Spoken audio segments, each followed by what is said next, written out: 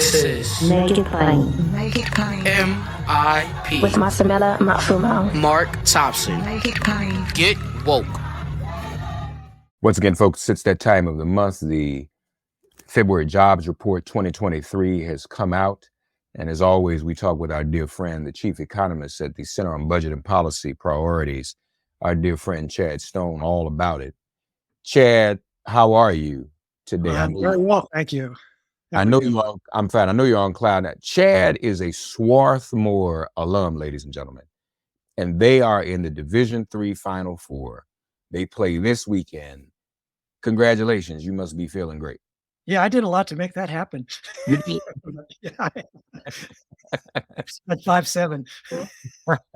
When you went, did you play ball when you were in school? I played lacrosse. Played lacrosse. Okay. I'd never seen it before I got there, but small and quick.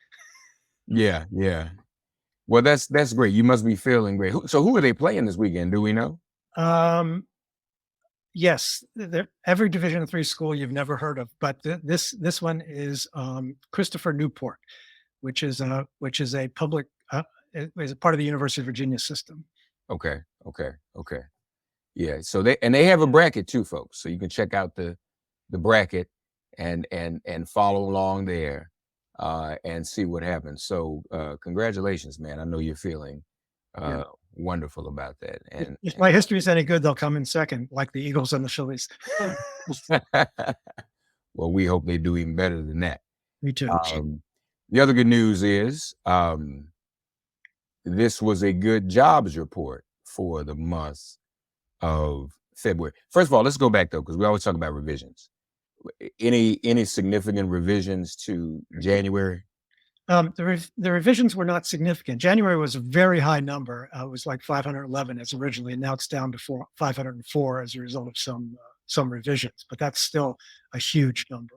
And I think a lot of us thought that it might be revised down more, but it wasn't. So no, that's a good thing. And so when we look at what's happening what happened in February, not 500,000, but 311,000, that's still a good number. It's a good number. When we talk about the Fed, we can talk about whether it's good in some big broad sense of what the Fed's looking for. But it's definitely solid job creation. It was about 100,000 more than people were expecting. So it was another one that was way better than folks were talking about in terms of the number of jobs created. And these are jobs on employers' payrolls. It's not a lot of people, but that's the survey. Yeah. And unemployment went up again, folks. This is this tricky thing about how it works. Unemployment went up because more people are re-entering the labor force looking for work, which it's kind of counterintuitive. So, unemployment is going up. Well, it is, but that's because more people are in the process, and that's not a bad thing, right? Right. So the unemployment rate ticked up from a very low 3.4 in January, which is the lowest in 50 years, to 3.6. But many times over the years, we've talked about a good reason for the unemployment rate to go up or a bad reason for the unemployment rate to go up. And as you said, this was a good reason because people came into the labor force looking for work and they're searching for a good job, the best job they can find, and they'll spend some time doing that. And while they're doing that, they're counted as unemployed. But they've come in from not looking to looking, and likely to find in this kind of strong job market. So labor force participation rate, it wasn't a big move, but the labor force participation rate stayed constant despite the if I'm remembering my numbers right. And the share of the population with a job edged up, or maybe I have that backwards. I have to look at my cheat sheet.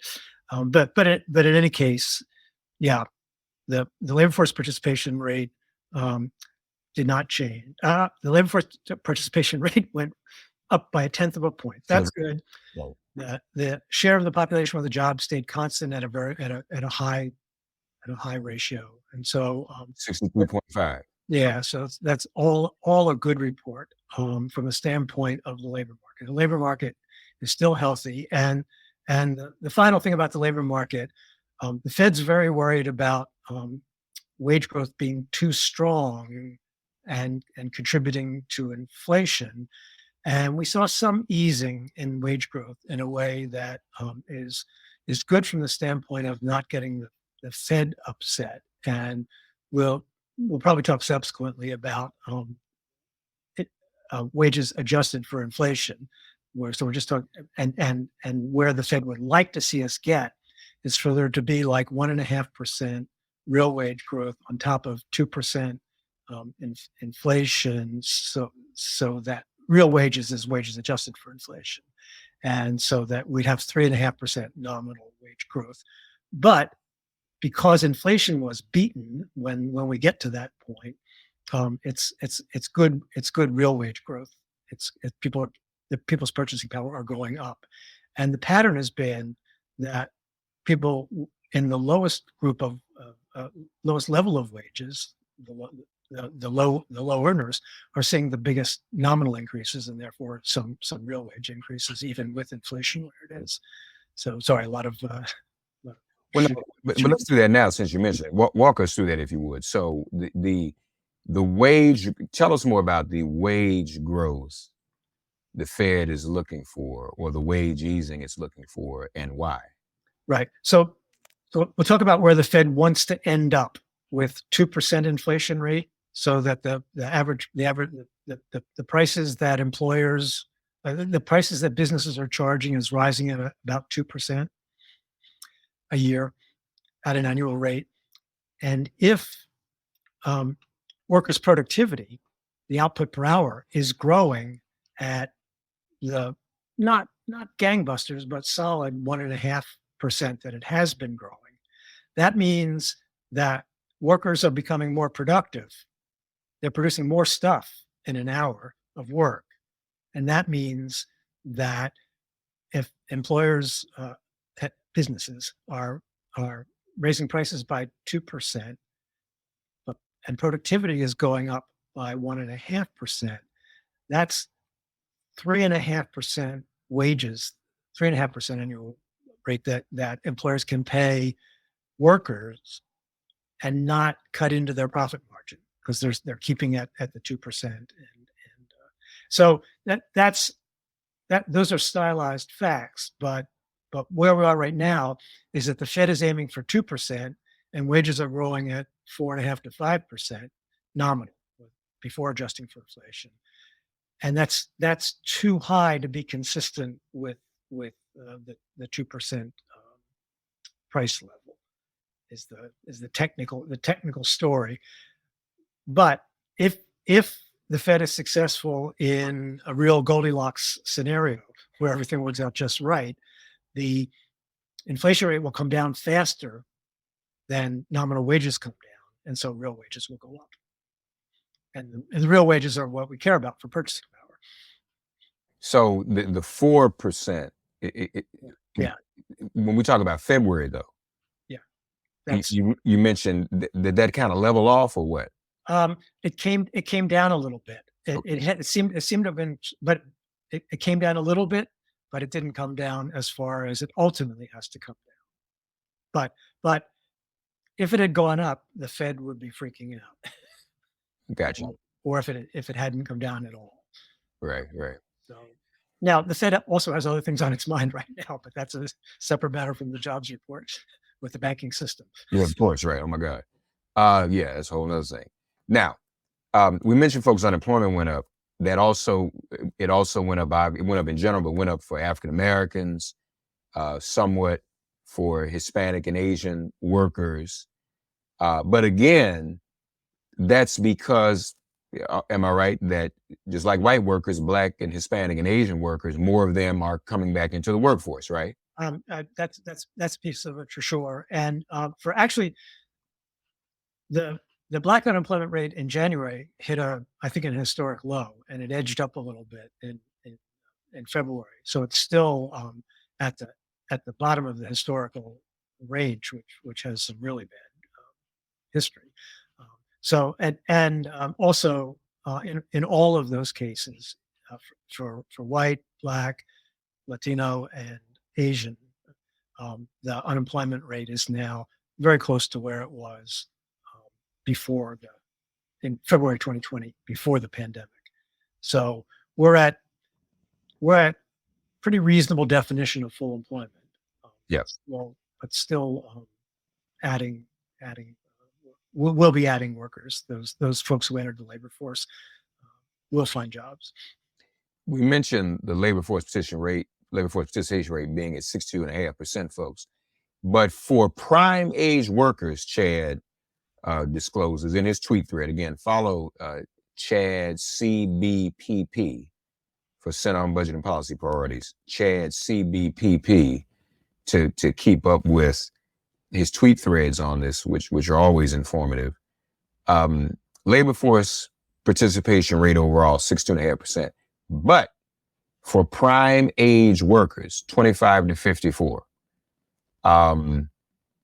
it rose to 83.1%, the labor force participation rate, higher, 0.1 of a percentage point higher than it was in February 2020 before the COVID recession. So we really are back to where we were. Yes. So the standard labor force statistics are for the population age 16 and over, but baby boomers like me, I happen to be working, but a lot of us are retiring, and therefore, since the participation rate is calculated to include those retirees, it's been going down slow. There's a downward trend underlying the month-to-month variation as more people move into the older wage categories where you don't have as high a participation rate. But as you say, the 25 to 54, which are considered to be prime working years, that is now above where it was at the beginning of the pandemic, and that was at a very high level historically. You also acknowledge immigration, foreign-born workers. This is a compelling stat you also share with us. Yes.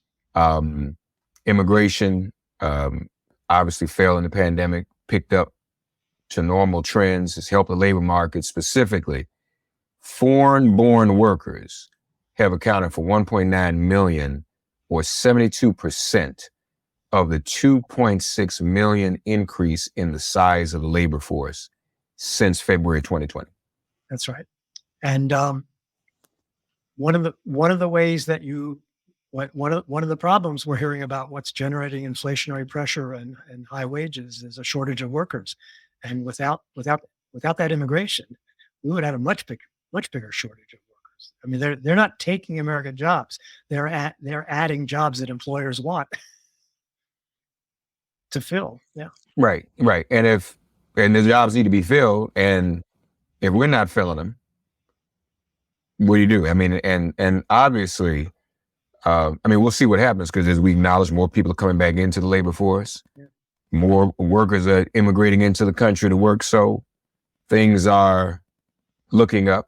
No reason to think that this trend will subside anytime soon either, is there? Not in terms of the desire to come into the country, and I doubt we're going to. I mean, if we try to pass, well, I mean, we're not going to pass laws to further restrict. I mean, there are people who would like to restrict immigration, but they don't understand the benefits of immigration. And no reason to think that those who are reentering the labor force are going to stop that either. I mean, people are going to continue. They will want to come. Weather's changing. It's spring.